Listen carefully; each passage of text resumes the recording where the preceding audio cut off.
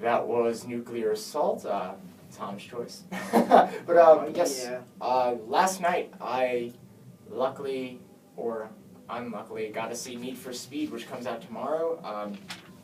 It is the second movie, the sophomore film of the dude's name is escaping me. Waugh is his last name now, or Waugh. He directed Act of Valor in 2012, which was, again, an unfortunate movie to watch. But it really wasn't that bad. It was, it had some redeeming qualities. The same with Need for Speed. So it's just like, a typical popcorn flick, like, you walked in knowing what you would expect. That's exactly what Need for Speed is. Yeah. I compared it to, in the article I wrote, to Michael Bay's Transformers, but less pornographic, except for the fact that every other shot is a car going vroom, vroom, vroom, and that's the exact sound it makes, and that's my problem with a lot of these race car movies, is they try over-sexualizing automobiles, and it's kind of uncomfortable. I think it's pretty hot. I don't know what you're talking about. It's based off the Need for Speed franchise video game, obviously, and it's one of the better adaptations of a video game in recent years, but that's not really too hard to do when you have films like Prince of Persia coming out. What about Alone in the Dark? Did you ever see that? That's the worst movie ever. It's terrible. It has nothing to do with the game it's based on. It's awful, but it's so bad. But Need for Speed, again, has a different storyline.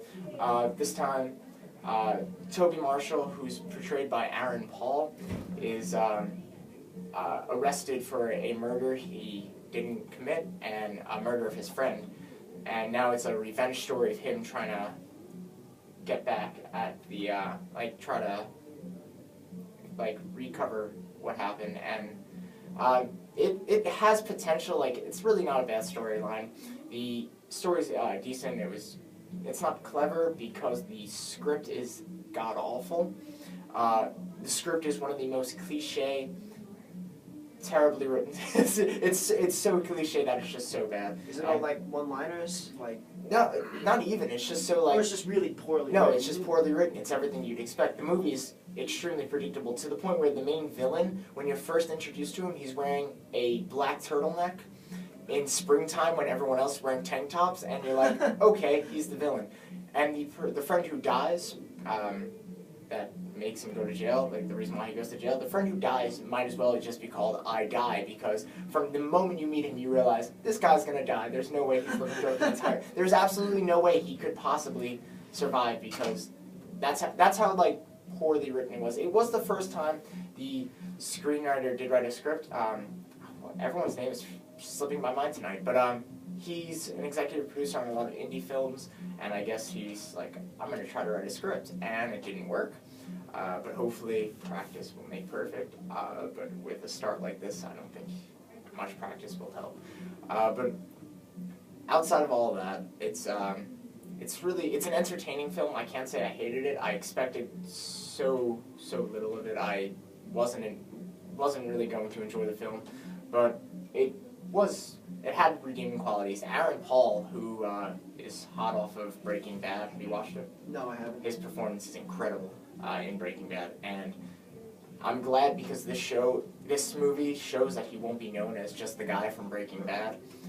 He is really emotional when he needs to be charismatic, and he's really charming to watch on screen. It's really enjoyable. But on the opposite end, you have the actress Dakota Johnson in it, who's in it a total of maybe 10 out of the 130 minutes, and those 10 minutes are the worst things you will possibly see. The acting is so horrendous, to the point where I started laughing in the theater, and they're very serious parts, like she leaves her fiancé or whatever.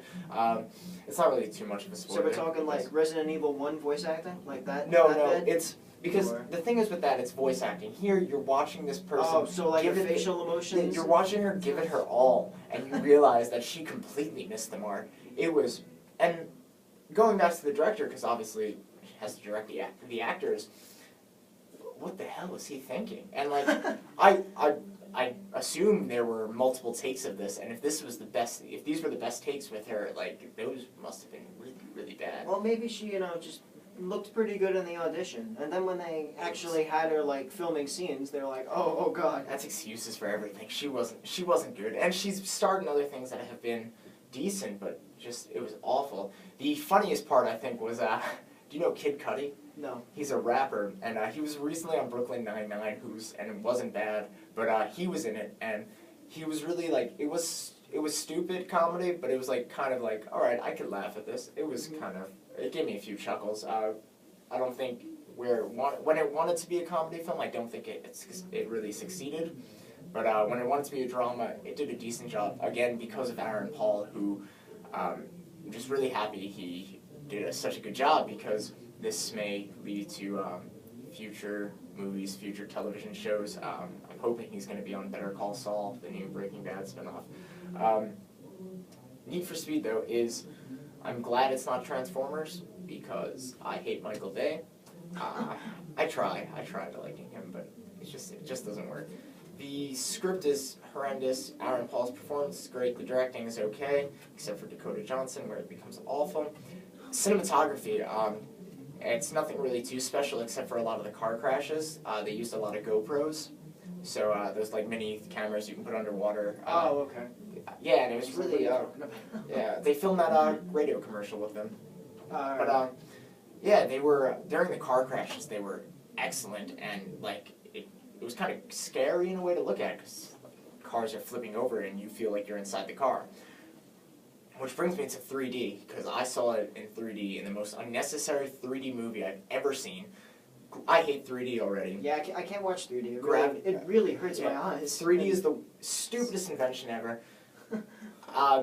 Being a film major, like, I'm worried that films are going to stay 3D. It was dying out for a while, but now all of a sudden there's a bunch of 3D movies coming out. And Gravity was an exception. I originally saw it in 2D, and I was like, it was okay. Then I saw it in 3D and made the movie 100 times better. Now you have to watch it in IMAX. I hate IMAX even more. But and then I was like, okay, it was better in 3D, which I usually don't say. There's no way Need for Speed 2D is worse than Need for Speed 3D, because it is the most unnecessary 3D ever. There is absolutely no point. When it comes out of the screen, it's nothing like recognizable. It's just there. It's people walking and talking and driving, and it's unnecessary, which made me dislike the film even more. But the thing is, as much as I want to hate the film, I enjoyed it, and I think that's something to think about when you're watching a movie like this, because as having an impact on cinema, it's complete and utter garbage. But as a popcorn flick, as you said before, it is a popcorn flick, minus the fact that Aaron Paul is incredible in it. Too incredible for the film, in fact. Like, you should, while watching it, I kind of thought like, oh, he deserves better than this. Like, you were mistreated, and it was, because he was the best part about the film, and the screenplay was horrendous. But yeah, it's Need for Speed was, if you love cars, if you over-sexualize cars in a creepy, pornographic way. Like I do. That's disgusting, I'm sorry. Like, it's Transformers, but without Michael Bay's pornographic sensibility, because it's less pornographic. But yeah, if you love cars, if you like the video game, if you like Aaron Paul, go see it, because it's really not that terrible. I think I gave it like a C in the article, but the article will be online and published in the Pioneer soon. So, does it open with like the disclaimer, like in the games, where they have like this really hot chick tell you not to do this in real life? Well, it opens up. Oh, thank you for saying that. It opens up with a monologue, and even worse. I feel bad because I missed out on this. Michael Keaton is in the film. Oh, really? Batman is in the film? You already know where I'm going with.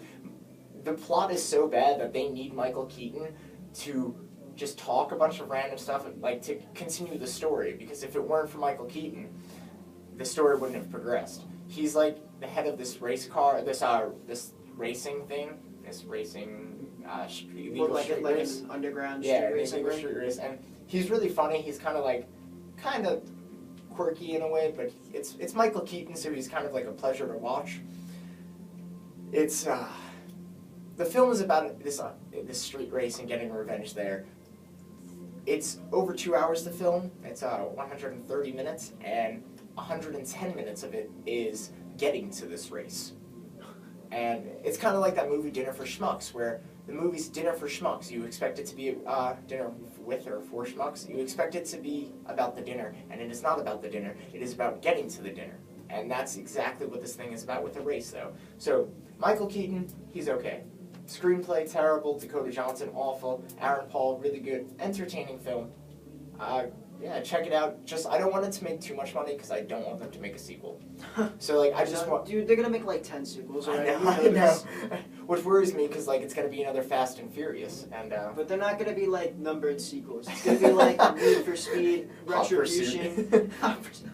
The best one's Need for Speed Underground. But, yeah, so go give it your money, but not too much money. That's the best advice I can give anyone who's gonna go see the movie.